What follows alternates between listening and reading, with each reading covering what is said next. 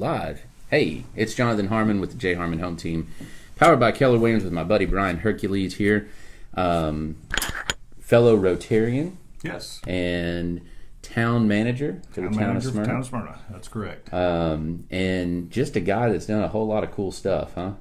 Well, been very blessed. Let's say it that way. Yeah. Very blessed. Yeah, very, very cool. So a couple months ago, I got to interview Mayor Reed. Yes. And had a great time. We were out at her shop in Murfreesboro and got to learn about that, and then also kind of some stuff that's going on here in Smyrna and her history and stuff. So I don't know if you know this, but she and I go way back. So her dad was my dad's boss for years and years. Both of my parents, really, they worked at Crosland's.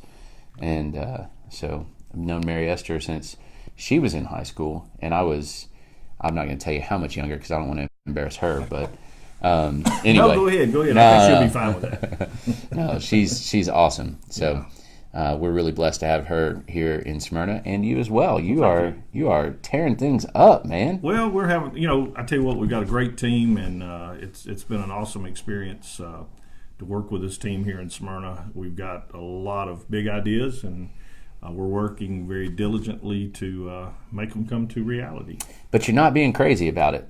We're trying to be very focused in what we're doing. And responsible. And, I think in a world where everybody's kind of down on government and everybody's kind of, those crooked politicians or whatever, I feel like Smyrna's kind of got it going on right now. Well, I think it's has a couple of reasons that's happening. One is we've got a great council and mayor. For sure. And I don't say that just because they hired me, but I think we do have a great council and mayor. They're very responsible in their thinking, what we're trying to do. They've been very supportive of the mission that we're trying to employ here in the town as far as getting things done. But I think the second part of that is a little bit, I'm a bit unique into the municipal world. I do not come from a government background. Right. I spent 30 years in business, and in business you have to make strategic decisions, you have to fund those decisions, and you have to produce outcomes. So I think coming into this municipal world, I've brought a little bit of that flavor in building the budgets and being realistic in what we can accomplish, making sure that strategic thinking is going into what we're doing. And I will tell you, I go back to the team. They've responded very well to that type of strategy. We've talked very openly and honestly through the budget process about what can we accomplish, what's realistic to accomplish. And then the other thing we've done is sit down and said, really, what are our priorities? What needs to happen? And we're trying to build a roadmap that says, and I'll give you, for instance, on Sam Ridley Parkway, we're about to begin a pretty major project of 6-laning that from the interstate to Old Nashville Highway. We should probably be seeing some activity out there in the next 60 days. But a year ago, we said, if that happens, what needs to happen first? So there were things like the Potomac Road movement, the realignment of Stonecrest. So we're tackling the projects in a chronological order that gives us the best outcome at the end, and try to think through from a public standpoint. There's always going to be disruption. Sure. It's just unfortunate, but anytime you undertake a major project, there's going to be some disruption. So how can we minimize those disruptions to the public? How can we focus on, moving traffic, but accomplishing the long-term help?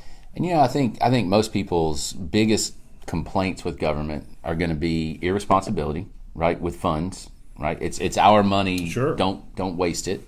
What they perceive as incompetence. And I go to the Briley Parkway thing. That it seemed like when I was first getting started driving, it was under construction for like 15 years. Yeah. How is that possible, right? and then not really considering the ramifications. Like you said, there's always going to be disruptions, but how do we minimize that? Yep. It seems like instead sometimes it's almost like let's maximize disruption. Well, it's almost like the planning didn't take into consideration those things, and that's right. There's still people using this road. That's exactly right. We still got to have traffic movement. We still got to to work with people and businesses that are open and those kind of things. So we don't always hit the mark 100%.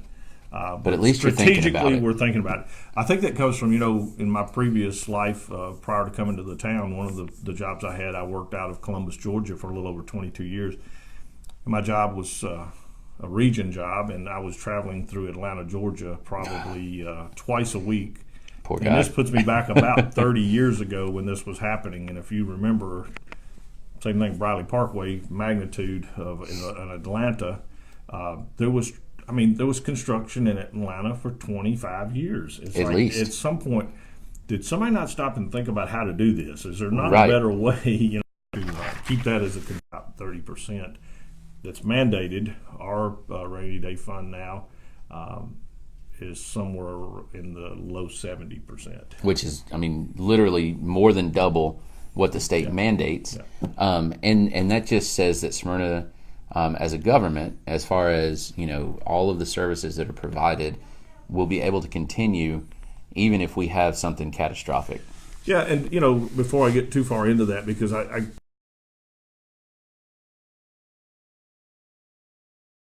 think, well, that's what we are doing. What we're trying to do is we continue to maintain the reserve, but we're allocating those funds to certain projects so that we don't have to come back then and be in a position where we have to ask for a tax increase. Or a bond issue. Or a all bond these issue, other or things. those kind of things. Yeah. So, simple fact, we've got a new park. It's a much needed park that's being built, on the west side of the interstate there. And it's like Morton Lane area. Morton Lane area, yeah. And we're paying cash for that park. We're not going to the bond market. We're not raising taxes to do that. We're incorporating some of that rainy day And it's fund. big. Oh, it's. It is not a small park. And this is just phase one that you're seeing right now, which encompasses 4 ball fields, concession stand, restrooms, parking lots, and a playground. This is phase one of what could be as many as 4 phases to this park before we're completed. But it's about an $8 million, almost $9 million project, and it's kind of cool to know that we're doing that without having to raise taxes, without having to go to the bond market. Sure. So we're, again, strategically looking at projects. We've got a $36 million wastewater treatment plant project that just started this month. It's a 3-year project. We're allocating some funds into that project out of this fund. And again, strategically knowing we're pulling some out, but we're also building a budget, hopefully to have a small surplus every year to kind of backfill that and keep it moving forward, so that if we did have a catastrophic issue that came along, we can financially stay whole and do that. And that is what's called fiscal responsibility. So having that reserve, even though it seems larger than what's mandated, the reality is, as a family, okay, if I were to say, okay, well, I really should have 2 months worth of expenses in savings, okay, isn't it better to have 4 months of expenses in savings? And I think that's the thing. You start throwing numbers around like 30%, 70%, everybody, 70%. Oh my gosh. Well, that's not a full year. Right. Exactly. It's not a full year. So we do not have, just unsurmountable amount of money in cash laying around that we could deal with. It's something like, again, as I said, a catastrophic issue comes through, another flood, a tornado or something like that. We've got a little bit of reserve that we could touch and try to make impact on the lives of our community. So exactly, that's what we're doing. I think it's wonderful, and Smyrna's always been pretty good about that. But just to hear those numbers and to think about the park being built, pure cash, which is great. That's what you want from absolutely. your And I think the other thing that we talked about last week and touched on is, a couple of years ago, our property assessor came through and reassessed all the property, and I know people saw increases in their dollars of tax having to be paid because of the increase in cost of property. But if you look at what our tax rate is, our tax rate in Smyrna today is 0.70. At the time of the assessment, it was like 0.89. So our rate went down. Our rate actually went down. Now the assessment of the property went up, and I know that that's a balance of math. But if you look back, I believe it was like 17 to 20 years, maybe even 30 years ago. I wish I had the numbers here in front of me, but about 30 years ago, our tax rate was 75 cents, and we're at 70 cents today. So, we're doing all these things. We're, doing road projects all over town. We're doing a park project. We're doing a wastewater treatment project. And our tax rate is actually less than what it was. And isn't that what you want? Because when your assessment goes up, that means that theoretically the value of your home has gone up. So as far as an investment goes. Right. You want your investments to grow in value, so it's okay if the assessment goes up. But then to kind of have that little extra benefit that your rate actually drops, so it levels that to some extent. And that's what we proposed, was that we brought that number back to a revenue neutral from the standpoint of Smyrna. Yeah. And of course the people that live in Smyrna have two pieces of the tax rate, and one is the county, one is the town. Right. But ours is revenue neutral. Yeah, and that's the reason it dropped to where it did. So that's great. That's something we're very proud of, and we work hard at. Now, I'm not going to sit here and tell you at some point in the equation, as we continue to grow, that there won't have to be a tax increase. It's going to happen. It's a matter of time. Isn't it easier though to go to someone and say, "Listen, look, we've done all of this. We've been this. We're not up to our debt, up to our eyes in debt. We're we lowered your rate. Here's all of this stuff that's happened, and really truly." We need to raise the rate a little bit. And hopefully what we'll do, and this is our target, is that when a major impact happens, and when I say major impact, not another park or something like that, we're trying to be responsible with those type of builds. But when public safety, as the community continues to grow, we may have to grow our police force. We may have to grow the fire department, which means we may have to build a fire department somewhere to continue to keep the ISO ratings that we want to entertain for our community. Which keeps your insurance lower. Yeah. So, as we grow Jefferson Pike towards 840, which that project's on the books now to begin in this next year. There's a possibility that we're going to have a fire station out there. We worked with the developer. We actually had some land donated to us in the expansion of the Hollingshead project at 840. So that helps us. But we still have to build a building. We have to put a fire truck in the building. We have to put firefighters in the building. Typically, a fire station is about a $10 million build. Fully outfitted? Fully outfitted. Yeah. So that's a pretty major impact. And then you got more salaries and everything else. Absolutely. Benefits, salaries, all those kind of things. So you have all that ancillary business. Well, here's what I know, and I've moved out of Smyrna. Personally, I live in Murfreesboro now, and I'm not going to necessarily get too political here, but it's interesting to watch different municipalities handle growth. Absolutely. Can I say that? Yeah. Is that fair? It is. And if I were still a Smyrna resident, I would feel very comfortable knowing that it's being handled responsibly, and you're truly being stewards. Well, and that's what we feel like our challenge is. We understand. I talk about it on a regular basis with the staff. Is we don't build widgets. We don't sell any product. We don't make money. We invest the taxpayers' money to the quality of life issues that they ask us about. Yeah. That's kind of the way we run this operation. Now, we're not going to make everybody happy. I wish we could. Sure. We truly do not, discount things that people bring to us, but we have to look at the balance of what's the value versus the investment and what's the return, and that's what we try to do. So, I told Mary Esther when she hired me, she in the council, I was very interested to hear how they felt the system worked, because we came from a management of the town where we had commissioners that ran departments that it was a mayor and commissioner type organization. They went to the manager, the mayor and the town manager type scenario a few years ago. And I had a perception in my mind of how that system worked, but it really related back to my business profession. Mm-hmm. And I wanted to know how they felt about it. So we very quickly, I think, came in alignment. The mayor and the council, they're like the chairman of the board and the board of directors. Mm-hmm. Their job, because they each have a full-time job, except Jerry Shore, who is retired, but he does. Hey, sometimes retirement's a full-time job. But he's got a full-time job. He's retired on the payroll. But as mayor and council, their job is chairman of the board and the board of directors in a business acclimate, and they talk about where we want to go. They talk about the vision, those kind of things, and then they vote on that vision. They vote on our budget, and then they turn it over on the day-to-day to myself as the town manager, which is kind of like the CEO. So the department heads report directly to me, and we work through that process, knowing what our vision, what we're going to be held accountable You for. implement.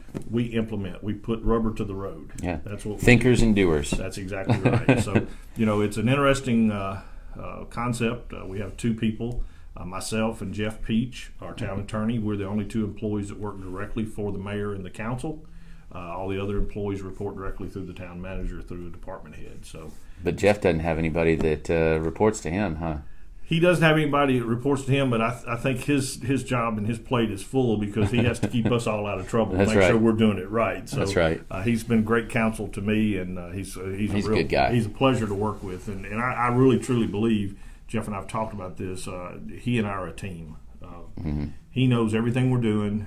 We talk about it. I very much appreciate his counsel on some of this because I didn't come from Smyrna. I'm a Murfreesboro boy. I was out of the community for over 25 years, came back 13 years ago, and actually became more invested in the local community about 10 years ago after I left my stint with Atmos Energy and worked with United Way of Rutherford County. So I was going to ask you, so tell me about that. Yeah, we moved back to Murfreesboro. I was still with Atmos Energy and been here a couple of years with them. I was covering the southeast region, so my territory was Nashville to Columbus, Georgia, to just about to Roanoke, Virginia. Blacksburg, Virginia was my territory. Wow. Spent a lot of time on the road. I did that for over 20 years in a sales manager type role. And I tell Atmos, some of my friends at Atmos, I said, I told them they messed up. They moved me back home because I did not realize how much I missed home until I got here. Yeah.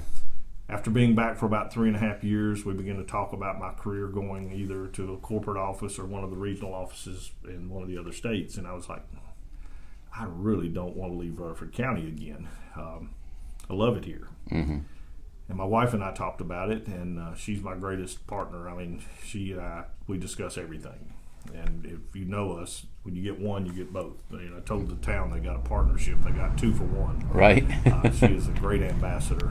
But we talked about it, and I just didn't want to become that guy that's career was on the shelf now. You've turned down that last promotion, so you go to the corner office and you sit there till retirement. I didn't want to do that. So I actually had 30 years of service with them, but I was not old enough to retire. So on paper, I actually resigned from the gas company. But I knew I wanted to do something else. I was fully vested in my retirement, but it was time to do something. So I was on the board of directors of the United Way, and I've been challenged with leading a team to find our new president and CEO.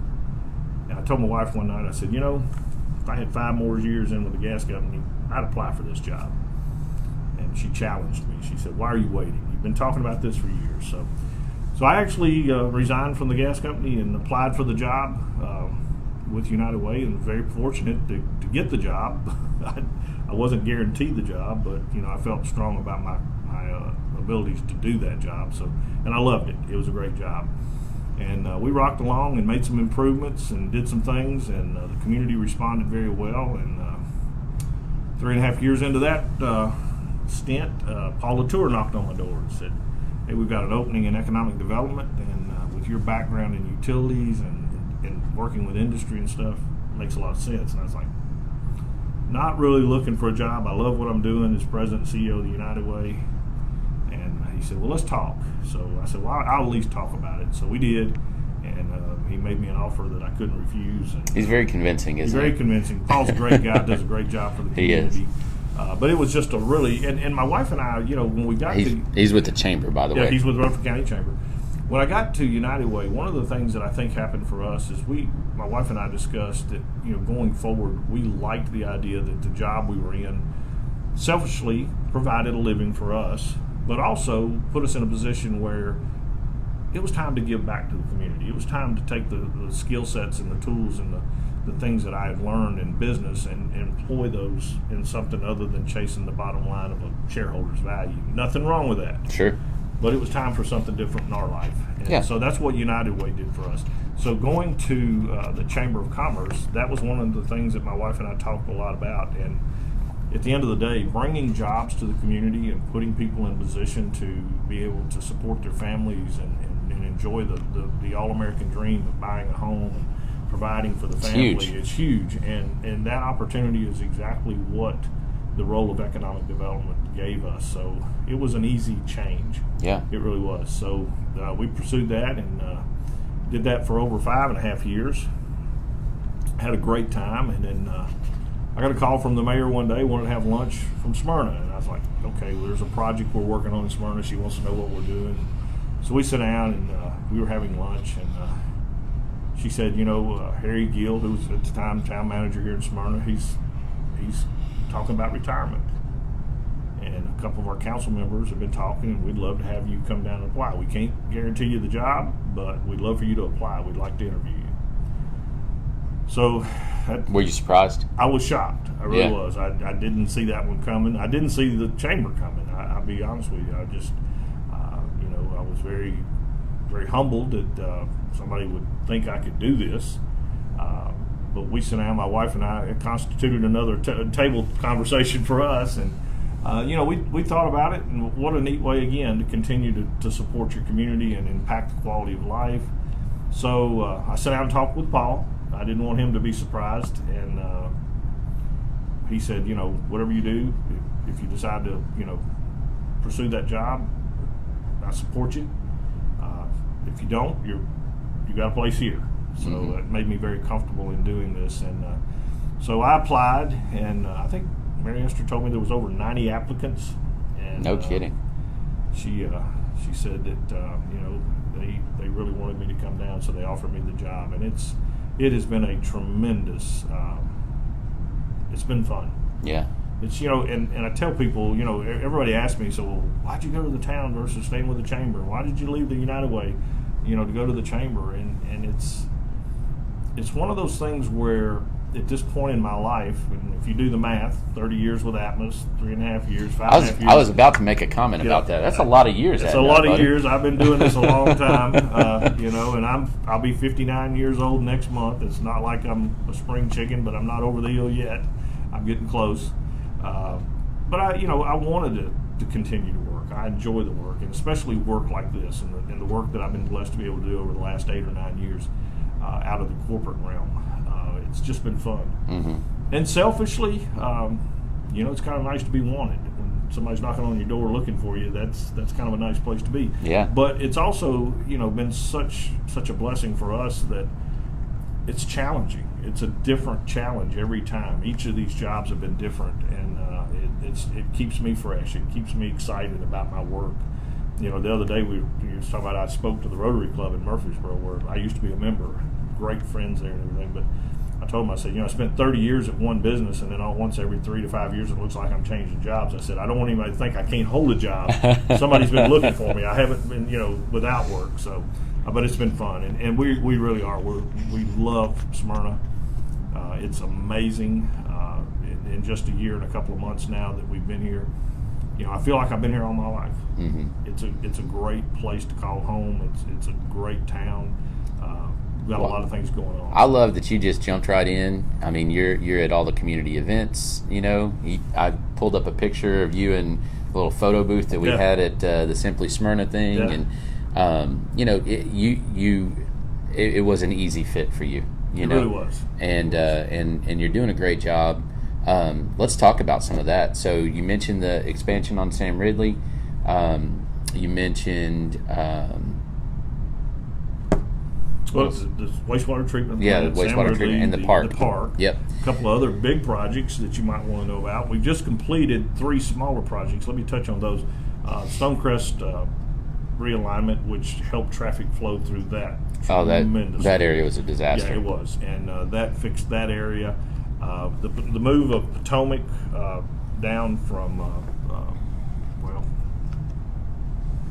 I've lost the name of that road.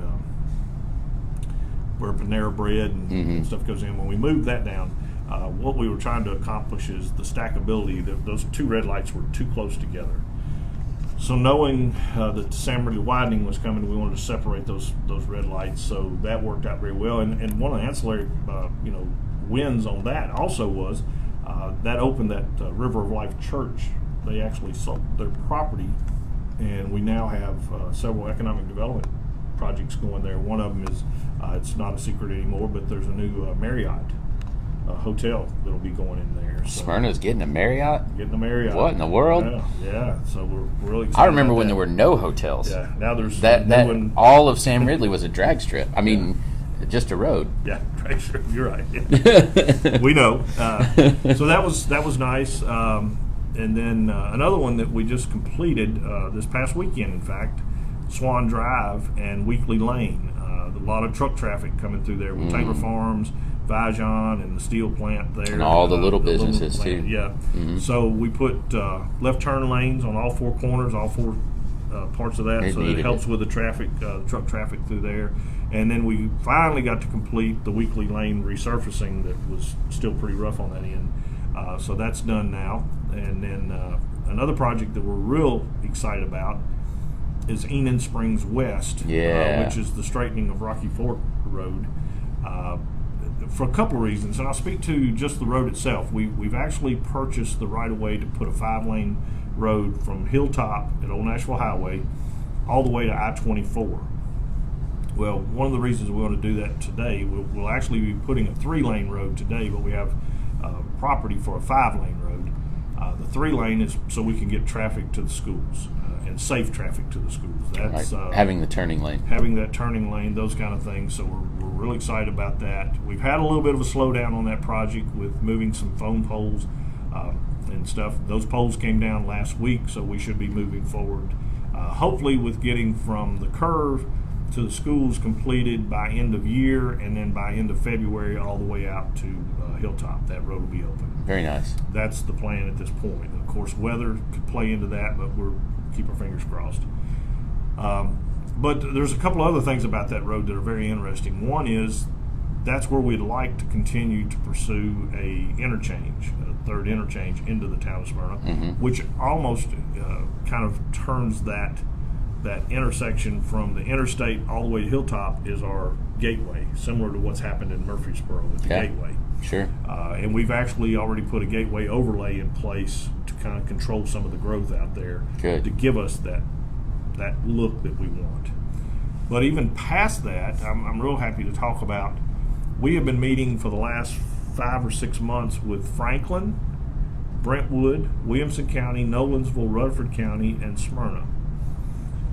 We would like to see a thoroughfare plan that we could take to TDOT and to the MPO that would incorporate that road, Enon Springs West, from the interstate all the way to McEwen and Franklin as a 5-lane thoroughfare. Wow. That road should have happened and was projected to happen with Sam Ridley Parkway. But if you look at what's happened now in the counties, there's been some subdivisions been allowed to be built that blocked that. So we know how important this is. It's not a project that's going to happen this year, in 5 years, or 10 years. It's probably a 15 to 20 year project. But what's the most important part is to get that on the thoroughfare plan and protect that property. I'm going to say not screw it up. Don't screw it up again. Yeah. And because it's probably our last chance to accomplish that. And I'm happy to tell you right now, everybody is very supportive of that from each of the communities. We're working on our individual routing and what we want to protect. And then we're going to meet towards the end of the year and make sure that alignment continues. And then what we want to do is meet with TDOT and the MPO to present that to them and ask them to protect that in a long-term thoroughfare plan. And so, and at that point, once that's done, when you say a long-term thoroughfare plan, that means that TDOT, any municipality, any government that chooses to try to do approve a subdivision, approve a road, whatever, they can't. That would be a protected alley. So it means nothing about purchasing the land or any of that kind of stuff? No, not at this point. All that does is put it on a thoroughfare plan and say this is a projected road that we're working towards. If you go to Franklin today and you come out of Franklin, Cool Springs, there's a roundabout there off of McEwen, and then the road, I'm trying to remember the name of that road now, that comes all the way across to Nolensville. They're already building sections of that in 1 mile increments. So this plan fits into everybody's long-term vision. So, but very happy that all the communities are working together to protect that. That's great. I mean, everybody wins with that. Yeah, absolutely. You know, very cool. So let's see. There was one I was going to ask you about. Nolan Drive. Yes. Let's talk about that. Nolan Drive. Yeah, I get tickled. I get a lot of comments about There's a lot of dirt over there. A lot of dirt over there, and why are you doing that? Why did you take down so many trees? What's the end run? What are you trying to accomplish? Well, a couple of things there. One is people don't realize some of that property actually is not, even the park, that is actually airport property that we lease. Right. So the FAA has some regulations on height of trees, density of trees, and that kind of stuff coming into the runways. So when we began to talk about straightening that road and making sure they were comfortable with where we were going to put the road, they said, yeah, that works out really well because we've got a plan to do some tree work in there anyway. So the FAA had mandated for the Smyrna airport to thin out some trees in the glide path coming into the runway. So we got a little ding from some people that didn't like to see the trees come down, but they didn't understand, I think, what the reasoning behind that was. But the other thing we're looking at is not just from a safety standpoint of straightening that road and getting that kind of bad S-curve. Oh, it's terrible. It's terrible. I will tell you, I've actually, prior to working for the town, I was going to make up at Rotary one day at Smyrna while I was still living in Murfreesboro, and I came around that corner and a couple of kids, there's a little bit of rain on the windshield, and they came across the yellow line and sideswiped my car. Yep. No fault of their own. That road is slick. When it gets wet, it's a bad curve. It's flat. It's sharp. Flat. It's a lot of problems. So we wanted, from a safety standpoint, to straighten that out. So what you'll see is just kind of behind Stars and Stripes now. If you go over there now, you can begin to see where that road will develop, and it'll go straight and then make a curve back into Sam Ridley Parkway at the existing red light. Well, there'll be a roundabout in the middle, and we'll bring traffic back over to the event center into the SOAC off of the roundabout. And if you think about a roundabout, typically there's 4 entrances and exits. So one of the things we want to do in the next phase is actually put a new back entrance to Lee Victory Park. If you've ever been to Lee Victory Park on a Saturday morning when the football's going on, or at night when the baseball's going on, baseball tournament, or if you really want some excitement, fireworks, come to the fireworks display and go in there and park your car and be that person that says, I want to get out as soon as it's done. It's not going to happen. Yeah. Well, and then they put those gravel roads in there, and so now everybody gets on the little gravel, and it's just a dust cloud. Yeah. So we'll be able to accomplish on that 4th spur of the roundabout will be a new back entrance in and out of the park, which will help us with traffic. So will that kind of make the edge of the park and come into that newer back parking lot? Is that kind of the plan? Yes, that's the plan. Oh, right on. That's going to be fantastic. So that was one of those projects that's kind of been out there on the back burner, and we felt like the timing was right. Financially, we could afford it, and it was time to make that change. So it's going to be great. Yeah. I know what the other one was. All right. Tell me about what's going on at the Lane Cedar Mill. Oh, Lane Cedar Mill. I'm personally excited about that one because from an economic development standpoint, it really is a game changer for the downtown area. Which we love downtown. I live downtown Murfreesboro. Downtown Smyrna is where I used to live. And it just feels good to live downtown. Yeah. Well, and there's a big push, not just here, not just in Murfreesboro, but everywhere to revitalize the downtowns. Yeah. Preserve it, right? Yeah. You even look in Nashville, what's happening with Germantown and the Gulch. And well, you got pocket neighborhoods, East Nashville, the Gulch, Germantown, 12 South. I mean, all of these little pocket neighborhoods. So what is happening is, though, for true revitalization to happen, you've got to put heads in beds. Yep. You've got to get people back into those districts. You've got to get them back into those areas. When that happens and people are there that have walkability, community, quality of life, all at once, then they Friday night, instead of getting in their car and wanting to drive to another community to eat, they're willing to walk down the street to a nice restaurant. That's right. They're willing to get up Saturday morning to walk to the coffee shop or take the grandkids down for the ice cream and walk around the park and those kind of things. So really excited about this project. Woods Properties, which has done some work also in Nashville, in the Gulch, and Germantown. They've come to town and they're offering a $50 million project on the old Lane Cedar Mill property. It's a 308-unit apartment complex. It's on the elevated end of apartments. It's going to be very quality living. They're talking about hardwood floors, backsplashes, stainless steel appliances. They're talking about high-end amenities with a pool, a gathering area type library room, a workout room, those kind of things. So bringing the people into the downtown area that would accommodate us to then go after some of these businesses that are looking for the heads and beds to provide the service to. And now Smyrna had to incentivize them tremendously to get them here, right? Not one dime. Isn't that awesome? Yeah, we were very proud of that. They saw the value of coming to Smyrna. They saw the value of what Smyrna has to offer. One of the questions I get asked a lot is, why aren't we a city? You're big. You're not a town anymore. Well, that's a conscious decision that our mayor and council make to keep this a town. This weekend we've got the Depot Days. We had Simply Smyrna you talked about earlier. All those little craft and arts events and those kind of things keep us, kind of tied to that town, that small town feel, even though we're continuing to grow. Personally, coming into this community, buying a home in this community, and living in this community, it's a city, probably by definition for folks in their mind, but it feels like a little town. I tell people all the time, this is the biggest small town you'll ever go in. Yeah, absolutely. Yeah. So, very excited about that. To tie to that, we are working with TDOT. We've got a project that hopefully will be into construction in the next few months for a streetscape of the Lowry Street at the Depot District. Mm-hmm. You noticed we've taken down, the town purchased the property, the old Tire World property, Crosland property prior to that. Mm-hmm. We're looking to put a little linear park where we'll have a 1/4-mile walking trail. We'll have some benches. We can see that being used other than when the train's coming through and very loud, and it does happen on a regular basis, but at night when we have events downtown, those kind of things, that's another area where you could sit. You could still hear the music from the Depot. You could walk to Gennardi's or some of those places, the Carpe Artista, get a cup of coffee, ice cream, whatever you want to do. Gennardi's. Oh, yeah. Isn't it good? Suddenly I'm hungry. Yeah. So, it's exciting, and you look at what continues to happen. We've got a project that's probably 2.5 years away with a pedestrian walk across at the CSX Railroad, which will really help us be able to tie both sides of because it's hard to get from Lowry. Oh, it is. There's not front. a walking path, and there's no sidewalk. There's no sidewalk, nothing. but we will have that. It's coming. It's in the engineering phase right now. CSX works a little slower than we'd like for them to, but it's coming. It's an approved project. TDOT and CSX has approved it.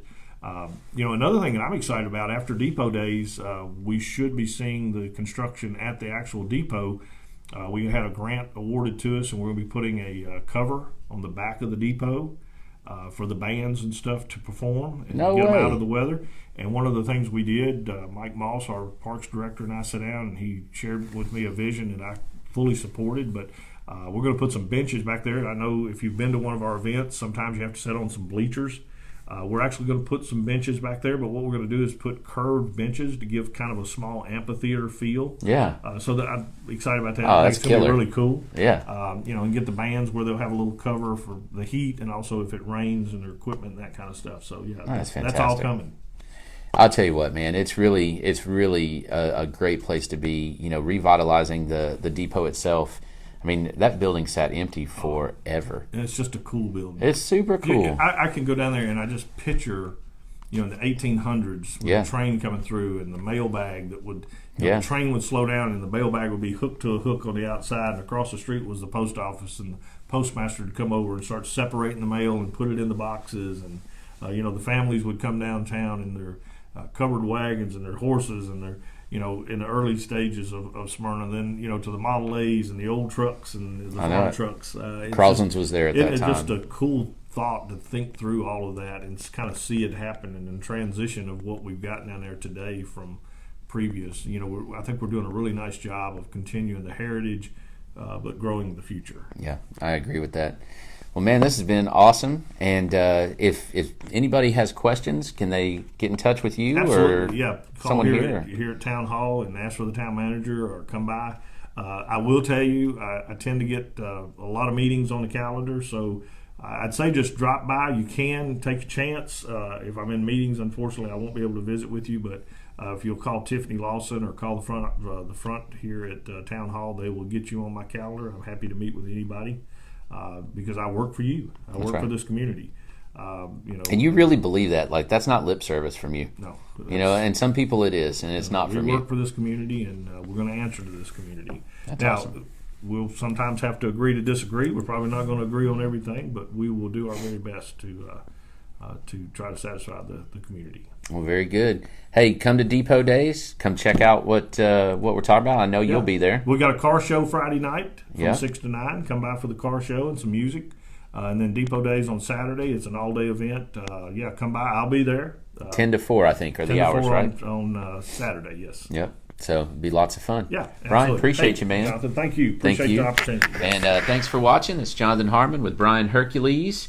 And my girlfriend was like, "Do you think anybody ever does the Hercules?" I And get I was that like, I can't imagine that anybody would ever do that. So anyway, Absolutely, yes. appreciate you, All man. right, thank you.